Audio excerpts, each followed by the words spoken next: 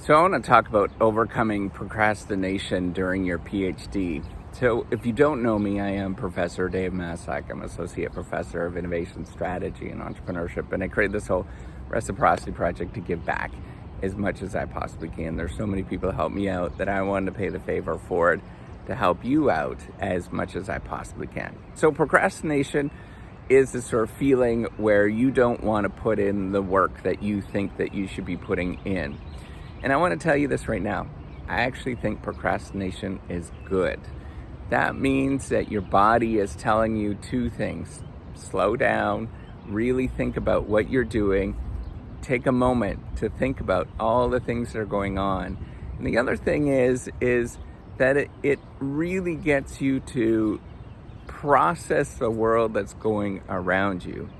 The whole academic culture is all about productivity. I don't know if you figured this out right now, but the whole thing is about productivity. And if you're not working at this exact moment right now, it means that you are being a bad person. It means that you are a disaster, a wreck, a problematic case. And I don't think that's the case. I think you're totally normal. And I think everybody has these moments where you take a pause and you think about, like, hey, wait a minute, what else is going on in my life around me? What is it that's going on? How come I'm not interested in this? If I take a moment and I read about the news of some craziness that's going on in the world right now, I feel bad about myself. I want you to stop and think about that. I think it's actually a good thing for you to be procrastinating. That's a moment for you to think that you are human, for you to remember about the world around you and think, like, wait a minute, life is not just about work. I want you to think about that and come back to what you're actually doing. And if you're procrastinating, I would try to think about different ways to procrastinate that are really helpful and are going to help out your life in other different ways. Maybe go procrastinate by cleaning your house. Go procrastinate by going for a walk. Do those kind of things. I know that this is unpopular opinion because everything in academia is all about the productivity thing. But ultimately, the way that you become more productive and the way that you actually want to go to your work is you decide that you like your work. And you have to be called to going to that work.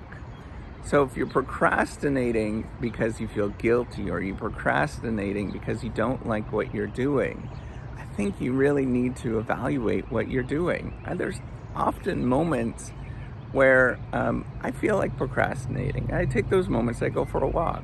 Or there's moments where I am just compelled to work and I really love doing the things that I'm doing. And then I'll work.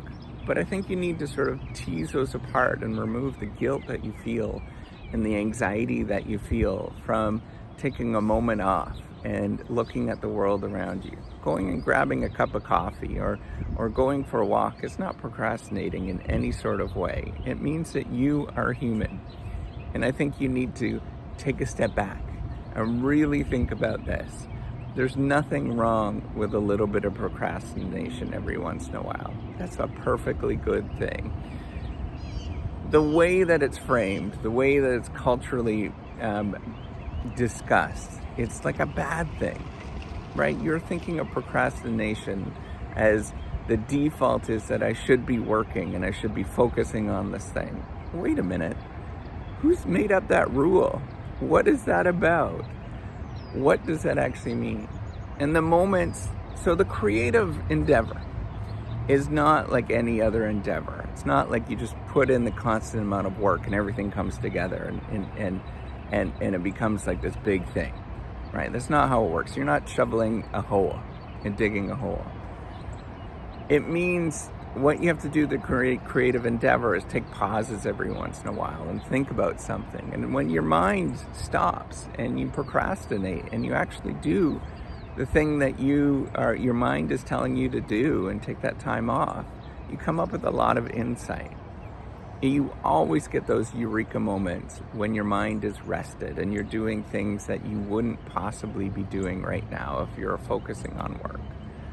I want you to stop and think about that and really think about, wait a minute, What is going on? Why do I feel this way? Should I be feeling this way? And I know that you're not going to pay attention to this because you're an early career person in the career. But I want you to take a pause and think, why do I feel bad about myself at this moment? I think that's a bigger question. So I would encourage you to procrastinate as much as you want, and then come back to the work. And you're going to enjoy the work when you do that. I personally take breaks every once in a while. That's okay. And I've learned how to deal with that. I've learned how to process what taking breaks actually mean, actually taking some time to talk to you. This is my break. This is me procrastinating right now. Ooh-wee.